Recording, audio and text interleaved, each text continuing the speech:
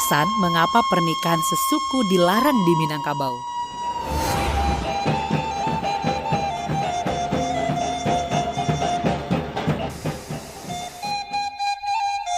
Di Tanah Minang, perkawinan sesuku tidak diizinkan.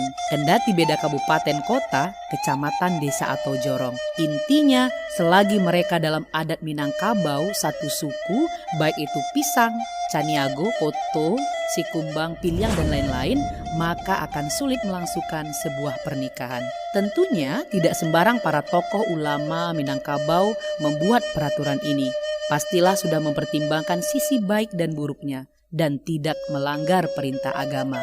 Apabila lebih banyak mudaratnya atau sisi buruknya, itu tidak masalah dilarang karena tidak diharamkan oleh agama. Menjadi masalah apabila sesuatu yang diharamkan agama tetapi dihalalkan oleh adat, dan itu tidak ada di adat Minangkabau. Menghukumkan kawin sesuku itu mubah atau jais. Boleh dikerajokan, boleh tidak dikerajokan.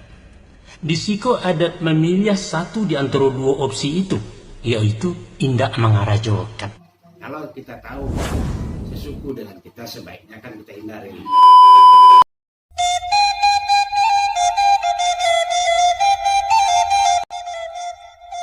Menikah sesuku menurut logika hukum Minangkabau tidak baik. Sanksinya jika dilanggar adalah sanksi moral.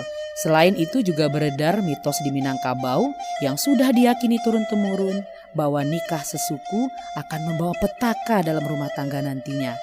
Dan inilah alasan mengapa masyarakat Minangkabau melarang keras pernikahan sesuku. Sebelum kita bahas, jangan lupa like, subscribe, dan share agar kamu tahu dan yang lain juga tahu. Mempersempit pergaulan. Orang yang sesuku adalah orang-orang yang sedarah, mempunyai garis keturunan yang sama yang telah ditetapkan oleh para tokoh dan ulama Minangkabau yang terkenal dengan kejeniusannya. Ibaratnya candu surang semah laki-laki nan idui atau candu surang semah padusinan kambang. Dalam istilah bahasa Indonesia, seperti ungkapan bunga tidak sekuntum, kumbang tidak seekor. Dengan kata lain, apakah tidak ada laki-laki yang lain atau perempuan yang lain? Bentuk nyatanya pengucilan ini seperti apabila keluarga yang melakukan kawin sesuku melakukan pesta, maka masyarakat adat tidak akan menghadirinya. Uma indak ditingke, nasi indak dimakan, air indak diminum.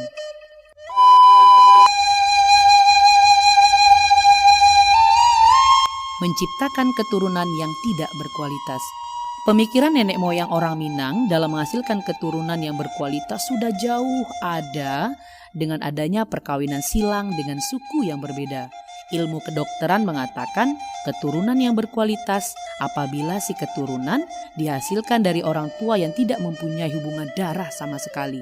Adapun keturunan yang terlahir akibat hubungan darah yang sama akan mengalami kecacatan fisik dan keterbelakangan mental akibat genetika. Kehilangan hak secara adat. Pasangan yang menikah sesuku akan dikucilkan oleh sukunya, tidak dibenarkan duduk di dalam sukunya, dan tidak juga diterima oleh suku-suku lain di wilayah atau luhak atau daerah. Bahkan bekas tempat duduk mereka pun akan dicuci oleh masyarakat. Ini menggambarkan betapa buruknya mereka di mata masyarakat. Lelaki yang melakukan kesalahan hilang hak memegang jawatan, menjunjung sako yang terdapat dalam sistem adat perpati, sedangkan perempuan akan kehilangan hak atas segala harta pusaka suku. Pasangan terlibat diperbilangkan sebagai laksana buah belulu, tercampak ke laut tidak dimakan ikan, tercampak ke darat tidak dimakan ayam.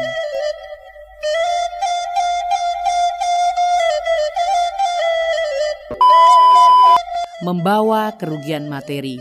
Sebagai pelaku kesalahan adat, pernikahan sesuku perlu melakukan syarat-syarat yang ditetapkan oleh majelis yang diawasi oleh datuk lembaga atau ketua suku. Suku berkenaan menerimanya dan bergabung ke dalam ikatan keluarga dan suku.